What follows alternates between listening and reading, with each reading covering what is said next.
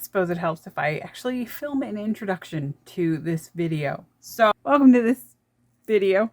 I am going to try and recreate a dress I saw in a crochet booklet from 1916 for my daughter's 2nd birthday.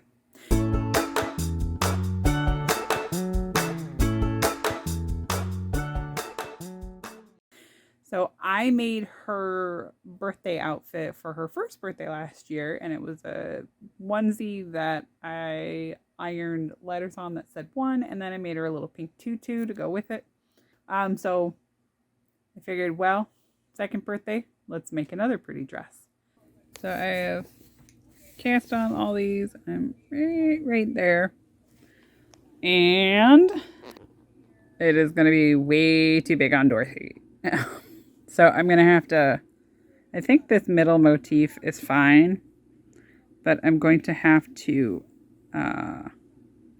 rip back to where I started adding all these stitches and make it several stitches smaller. So I'm going to actually have to go on computer and redraw the chart a little bit and figure it out.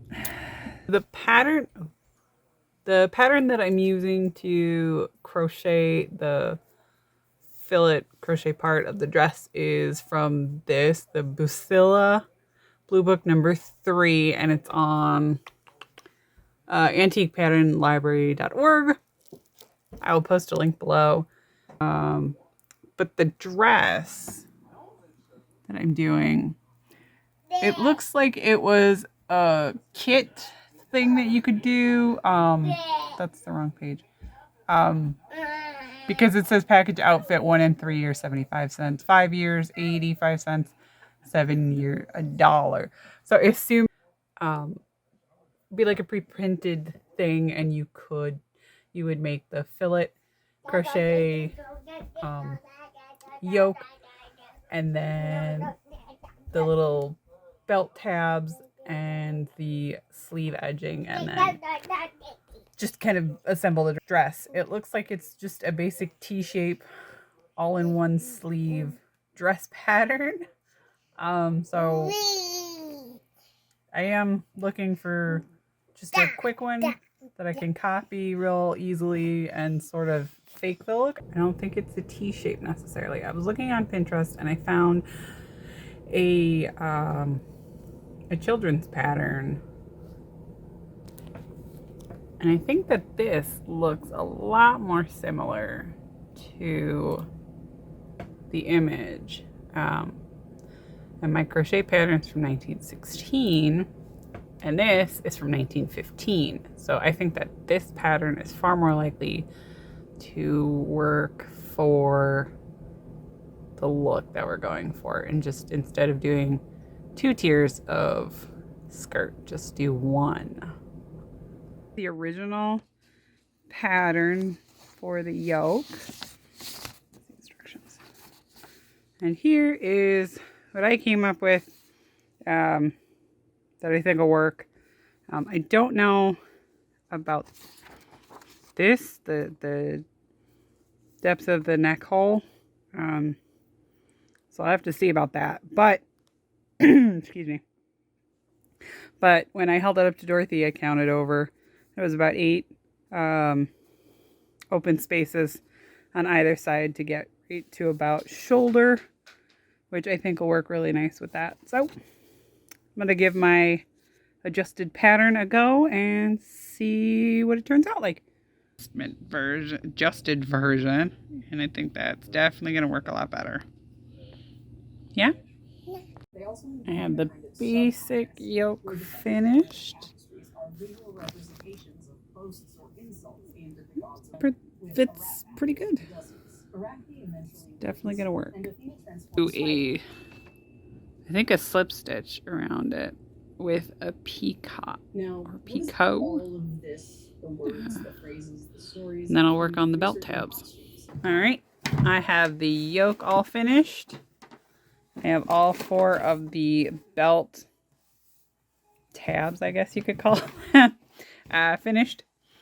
I still have to cut off this weave in, the ends and cut them off. And then block it. I'll probably block it with just a little bit of starch to make it nice and stiff when I'm sewing with it. All right, so I have my bodice slopers or bodice blocks for front and back to make basically like an undershirt that I can button her petticoat and drawers to go under the dress. To make a mock-up of this, see where I need to make modifications, because I think to go under the dress this might come out a little too far, and this is probably definitely too high in the back. So let's make a mock-up. All right, so here's my mock-up, and I put it on Dorothy to check it, and I was right. The neckline comes up way too high, obviously because it's a sloper. So this is how the back needs to be changed. And the front. So it needs to come in a little bit under the arm, and then I'm going to take out a little dart and kind of swing it into here so that there's more fabric together in the front, just to help kind of give it that slightly poofy look. And then I think I need to make it like an inch or two longer. Probably just an inch. And then I'll put a waistband on it. So we're going to make another mock-up. All right, so here's my second mock-up. I've definitely made it too long though. Because I want the waistband to sit right about where her little belly button is. That way when I button on the petticoat and the drawers, they're, you know, the right length. Otherwise, there we go. That is better. Definitely. Because now when I button the skirt and the drawers, they'll be the right length. Should we take it off now? Okay, turn around. You gotta turn around.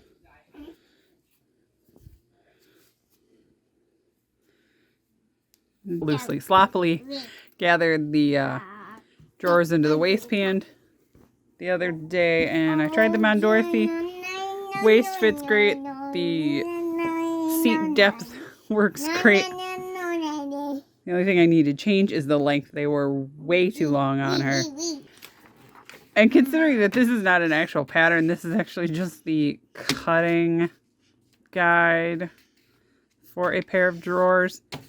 I think they turned out pretty good. The only thing I needed to change was to straighten off the front and the back just a little bit. Okay, so I have all of my fabric pieces cut out and a bunch of 1 3/4 inch bias for doing like the necklines and armholes.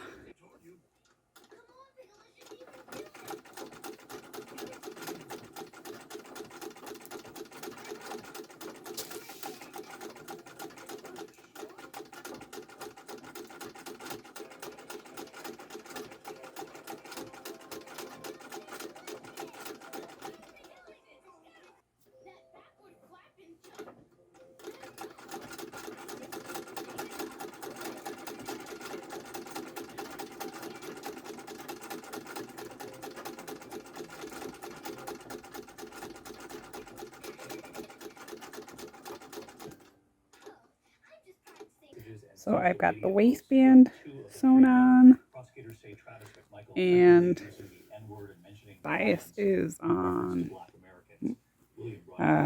attached on one side, and then I'm going to just whip stitch it down. I am almost done sewing the under petticoat bodice shirt thing. I'm just whipping the inside part of the waistband down, and I did put lightweight interfacing in just to kind of give it some body. And then I have to sew on buttons and make buttonholes. So I finished Dorothy's undergarments, the drawers, and the little shirt waist or underbodice, whatever you want to call it. turn around. There you go. There's buttons. And I got a mock-up done of the dress pattern, which fits pretty nicely, I think. So now I have to go iron my actual white fabric, and then I can make the right one. But I think I also wet and blacked out the crochet parts of the dress last night, and they feel pretty dry. So last night I cut out the white fabric. I did end up, I added an inch. I just slit the pattern and taped in a piece of paper and added an inch to the width so that the sleeves are a little bit bigger. And I've got the crochet. All done. Yeah, all done with the scissors. Yeah. I've got it partially attached. I needed to put it on sort of in order to figure out the neckline. But I still have to put in a placket at the back here. So after I do the slit, I'm going to finish tacking this on. And then I'm going to attach the skirt to the front and the back.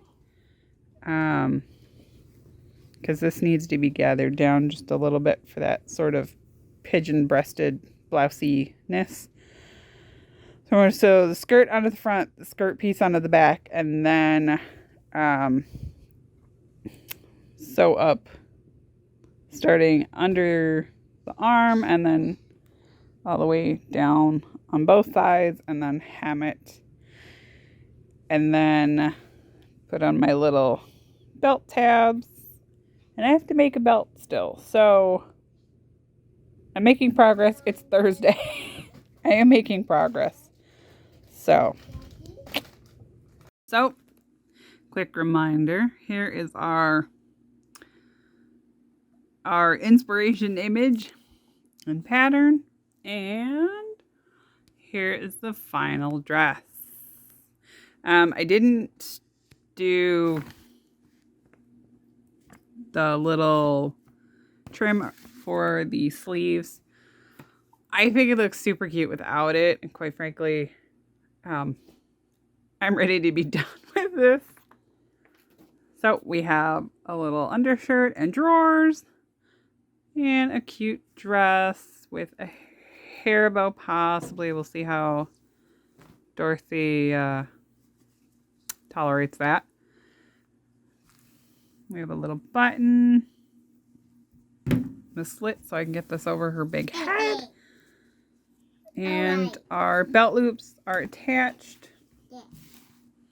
So I stitched across here and then tacked that down so that our ribbon fits right through it. And I think it turned out super cute, and I can't wait for her to wear it tomorrow for her birthday. So I finished it just in time.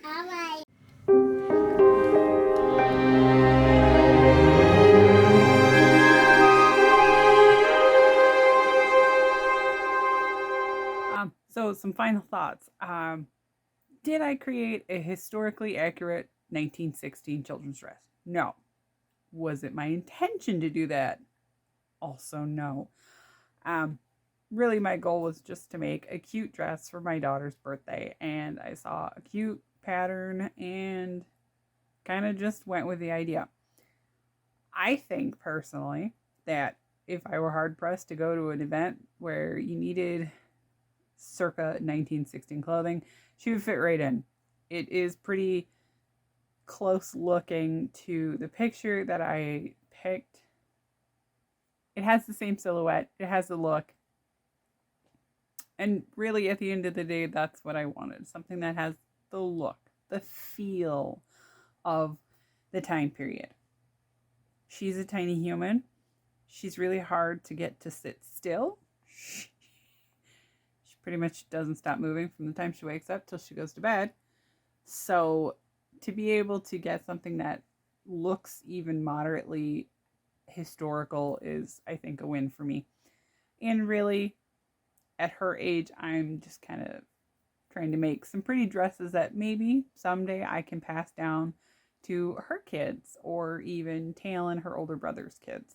Now that I'm finished with Dorothy's birthday dress, I can get back to knitting my house cardigan. I solutioned my unraveling steeks, so I'm going to finish that, and then I think I'm going to plan either like just a summer dress for me or maybe a birthday dress. I'm not really sure. I'd like some cute, you know, sort of history bounding type clothes myself. So if you've enjoyed this video, please hit the like button. If you want to see more stuff like this, subscribe, comment down below, and I will see you guys in the next video.